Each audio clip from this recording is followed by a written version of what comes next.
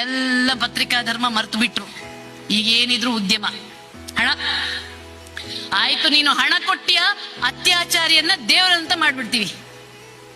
ಅತ್ಯಾಚಾರ ಮಾಡು, ನೀನು ಕೊಲೆ ಮಾಡು, ಒಂದು ಪೆಟ್ಟಿಗೆ ತಂದು ಕೊಡು ಪತ್ರಿಕೆಯವರಿಗೆ, ನೀನು ದೇವರಾಗ್ಬಿಡ್ತೀಯ, ನೀನ್ ದೊಡ್ಡವನಾಗ್ಬಿಡ್ತೀಯ. ಮಾಧ್ಯಮದವರು ಬಿಸ್ನೆಸ್ ಮ್ಯಾನ್ಗಳಾಗ್ಬಿಟ್ಟಿದ್ದಾರೆ.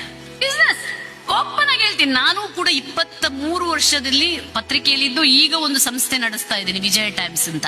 ನನಗಂತೂ ನಾನು ಇನ್ನೊಂದು 4-5 ತಿಂಗಳಷ್ಟೇ ನನ್ನಿಂದ ನಡ್ಸಕ್ಕಾಗೋದು, ಮೋಸ್ಟ್ಲಿ ನನ್ನಿಂದ ಇನ್ನು ಆಗಲ್ಲ. ಯಾಕಂದ್ರೆ ಪ್ರಾಮಾಣಿಕವಾಗಿ ಯಾವ ಪತ್ರಿಕೆಯನ್ನೂ ನಡ್ಸಕ್ಕಾಗಲ್ವಂತ ಸತ್ಯವನ್ನ ನಂಬಿಬಿಟ್ಟೆ ನಾನು.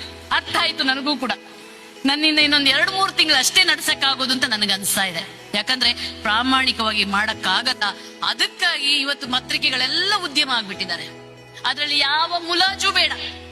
ಏನ್ ನಾವು ಮೇಕಪ್ ಹಾಕೊಂಡು ಸ್ಕ್ರೀನ್ ಅಲ್ಲಿ ಬಂದು ಡಂಗ್ ಡಂಗ್ ಡಂಗ್ ಮಾತಾಡ್ತೀವಲ್ಲ, ನೋ, ಅಂತ ಯಾವ ಸತ್ಯಗಳು ಪತ್ರಿಕೆಯೊಳಗಿಲ್ಲ. ಎಲ್ಲರೂ ಕೂಡ ಪತ್ರಿಕಾ ಧರ್ಮವನ್ನ ಮರೆತು ಬಿಟ್ಟು ಪತ್ರಿಕಾ